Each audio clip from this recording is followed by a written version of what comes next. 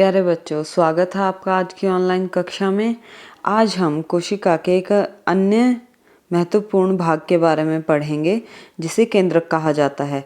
हम अपने पहले वाली वीडियो में पढ़ चुके हैं कि यह गोलाकार होता है और सामान्यतः कोशिका के केंद्र में स्थित होता है। इसे सूक्ष्मदर्शी की सहायता से बहुत आसानी से देखा जा सकता है और इसे बहुत आसानी से डाई भी किया जा सकता है, जैसे कि आप इस चित्र में देख पा रहे हैं। जैसे कोशिका के बाहर कोशिका झिल्ली उपस्थित होती है, ठीक उसी प्रकार केंद्रक के बाहर भी केंद्रक झिल्ली उपस्थित होती है और यह कोशिका द्रव को केंद्रक द्रव से अलग करती है।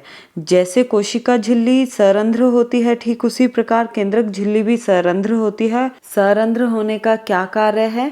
यह कोशिका द्रव और केंद्रक के बीच विभिन्न पदार्थों के आवागमन को नियंत्रित करती है। यदि बहुत ही उच्च आवर्धन क्षमता वाले सूक्ष्मदर्शी से देखा जाए तो हम देख पाएंगे कि केंद्रक के मध्य में एक सघन संरचना होती है जिसे न्यूक्लियोलस या फिर केंद्रिका कहा जाता है। इसके अंदर क्रोमोसोम या फिर गुणसूत्र उपस्थित होते हैं जो केवल कोशिका विभाजन के समय ही दिखाई देता है।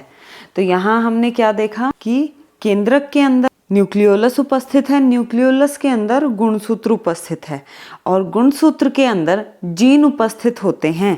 यहाँ पर हम जीन के बारे में थोड़ा सा जान लेते हैं। जीन विभिन्न आनुवांशिक गुणों तथा लक्षणों को अगली पीढ़ी में स्थानांतरित करते हैं।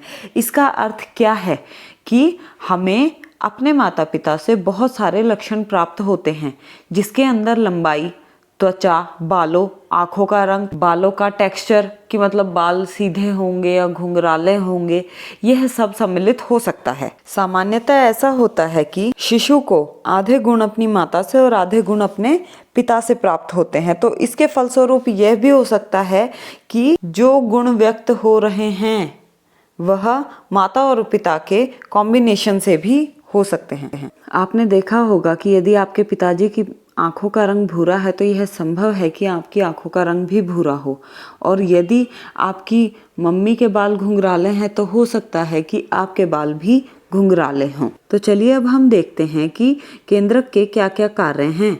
सबसे पहला कार्य है वंशानुगत या फिर आनुवांशिक गुणों को अगली पीढ़ी में पहुंचाना, और इसके अलावा क्या है, कोशिका के सभी कार्यों को नियंत्रित करना। अब हम एक नए शब्द को सीखते हैं जो है जीव द्रव्य। जीव द्रव्य किसी भी कोशिका का जीवित पदार्थ कहलाता है और इसमें कोशिका द्रव और केंद्रिका द्रव दोनों सम्मिलित होते हैं। जीव द्रव को प्रोटोप्लाज्म भी कहा जाता है। आशा करते हैं आपको आज का लेक्चर समझ में आया होगा। धन्यवाद।